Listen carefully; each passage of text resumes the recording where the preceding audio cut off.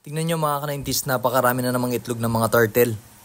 Nung nakaraan, isa lang yung itlog na nakikita ko. Ngayon, napakaraming itlog na mga ka-90s. Tingnan nyo yung mga itsura ng mga itlog. Parang itlog lang ng mga manok. Marami nagko-comment sa akin na itlog daw ng mga manok to. Sa video, mukha talaga siyang itlog ng mga manok.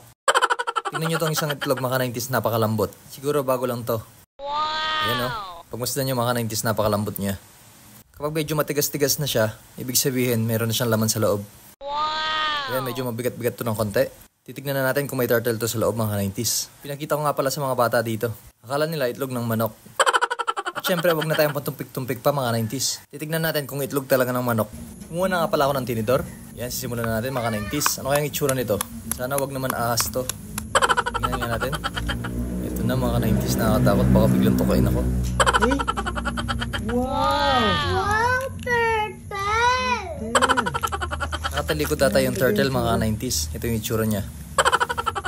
Hala, baka nagtatago lang siguro siya. Ito yung itsura niya oh. Ayun, lumitaw na rin yung ulo niya. Wow! Papakita ko rin sa inyo yung nakuha ko dati mga 90s. Ito yung itsura niya. Ayan, napakalaki na ng isa. Wow! Grabe, sobrang cute nila. Ayan, nawala na rin yung hiya niya oh. Sobrang cute na cute niya. O paano? Hanggang dito lang tayo mga 90s. Bye-bye!